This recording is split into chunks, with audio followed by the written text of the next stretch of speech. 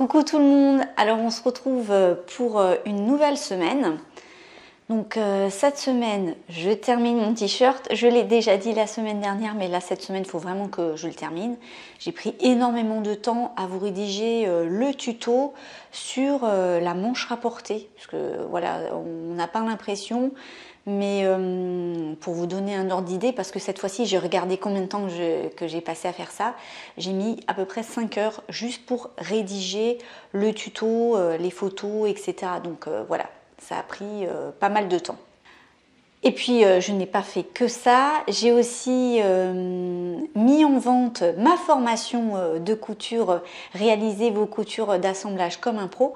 Alors vous pouvez la retrouver sur mon site de couture dans la rubrique mes formations de couture. Vous avez donc la formation débuter la couture comme un pro. Si vous cliquez dessus, vous aurez le sommaire et le détail de la formation, et puis pareil pour la deuxième formation, réaliser vos coutures d'assemblage comme un pro. Donc voilà la deuxième formation qui est sortie. On continue de travailler et on remplit notre classeur. On travaille cette fois-ci sur des pièces d'études. Donc à chaque fois, je propose une fiche PDF que vous pouvez imprimer où il y a toutes les opérations à suivre. Je vous explique en fait, bien sûr en vidéo, comment on réalise ces coutures-là. Et on travaille donc sur différents thèmes. Ici par exemple, on a les enformes.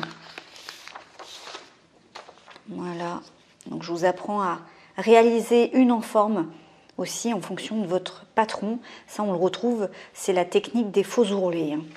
Voilà, parce que si vous cherchez, vous n'allez pas trouver forcément ça comme ça, c'est dans les faux ourlets.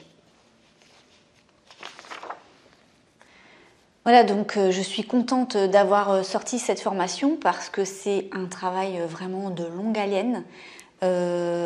C'est vraiment beaucoup de travail et vous pouvez lire aussi les avis des personnes qui ont déjà suivi la formation pour voir ce qu'elles en pensent, et vous allez voir, elles sont vraiment très contentes. Et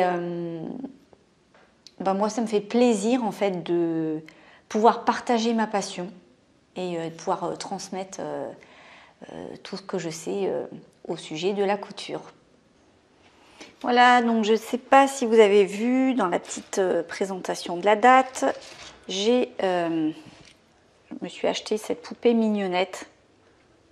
Donc ce sont des anciennes poupées qui étaient faites à l'époque en biscuit.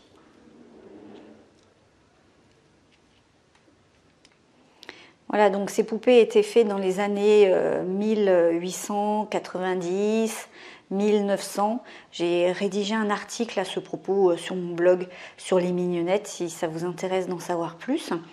Et donc, de temps en temps, je m'achète une petite poupée mignonnette sur eBay, donc aux enchères. Alors, j'essaye toujours de faire en sorte de ne pas les acheter trop chères, hein, parce que j'ai pas non plus envie de mettre une grosse somme là-dedans. Voilà.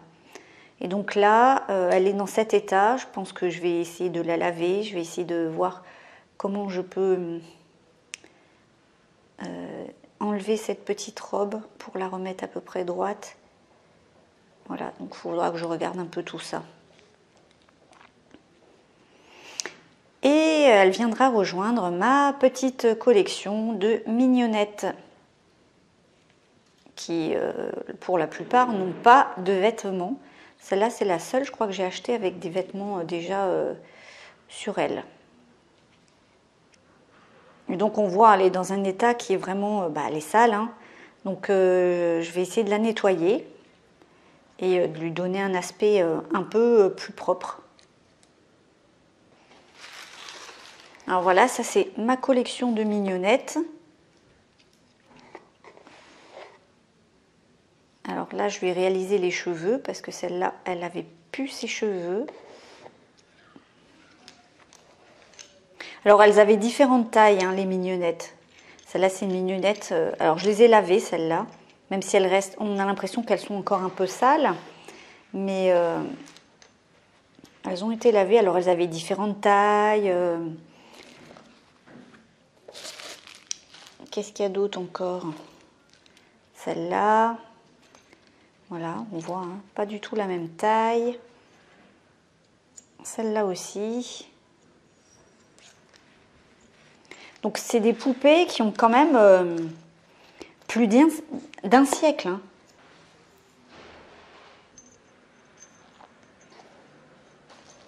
Hop, voilà. J'en ai combien? Donc il y avait celle-là aussi. Et le dernier, celui-là, donc celui-là il a la tête qui bouge, contrairement à d'autres qui ne bougent pas. Donc en tout j'en ai 1, 2, 3, 4, 5, 6, 7 et 8 avec la dernière que j'ai achetée. Voilà. Donc là, par exemple pour celle-là, c'est une mignonnette où en fait la tête et il y avait un calot dessus. Donc là j'ai lu des bouquins pour savoir comment il fallait faire. Et en fait le calot, il y avait les cheveux qui venaient sur ce calot et sur la poupée.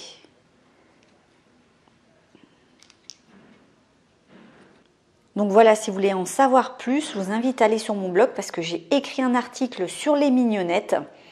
Et je vous donne beaucoup d'informations sur cette époque et ce qui était disponible en fait. Il y avait tout un tas de trucs, il y avait des petits, pas des petits meubles en carton, mais il y avait des décors, il y avait tout un tas de choses. Vous allez voir, c'est vraiment très complet pour l'époque. Voilà, et là maintenant, je vais terminer le t-shirt, donc la manche que j'ai finie ici. Je vais devoir refaire exactement la même chose de l'autre côté. Et il va falloir que je fasse donc cette semaine l'ourlet en bas et l'encolure. Et le t-shirt sera terminé.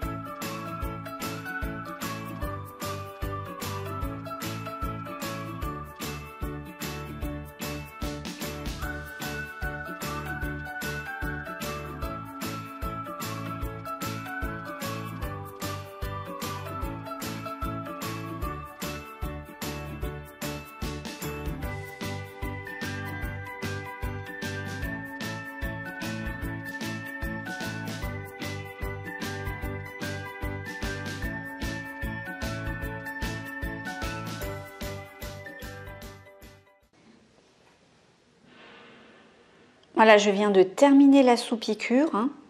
Donc j'ai piqué dans la marge de couture. Il faut regarder les vidéos précédentes où j'explique justement plus en détail comment on fait. Et maintenant, je vais rabattre. On va mieux le mettre, sinon on ne voit pas bien. Voilà, ça va se poser beaucoup plus facilement. Voilà, je le fais un peu vite. Hein.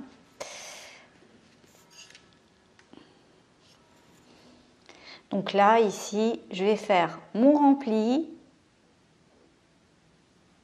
Et il n'y aura plus après qu'à piquer nervure. Donc pour faire ça, vous faites comme dans la vidéo précédente. C'est-à-dire que j'ai bien épinglé j'ai bien fait mon rempli, j'ai bien tenu avec des pinces, parce que si vous ne le faites pas bien, vous allez avoir des... ça risque un peu on va dire, de gondoler un peu comme ça à l'intérieur. Si vous piquez et vous tendez pas bien le tissu, forcément, vous allez avoir des plis. Alors le jersey, c'est pas ce qu'il y a de plus simple à coudre. Soyez patient et ne faites pas trop vite. Prenez le temps de bien épingler, parce que si vous épinglez bien, si vous maintenez tout, il n'y a pas de raison que ça se passe mal.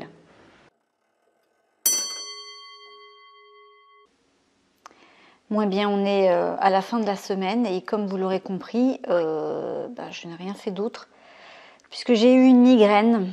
Donc voilà, une bonne migraine pendant 3 jours, c'était bien sympa. Et après, là maintenant, je vais mettre encore 2 jours à récupérer de la fatigue et tout ça. Donc là pour cette semaine, il n'y aura rien d'autre. Mais du coup, j'ai pas fini mon t-shirt et puis ça sera donc pour la semaine prochaine.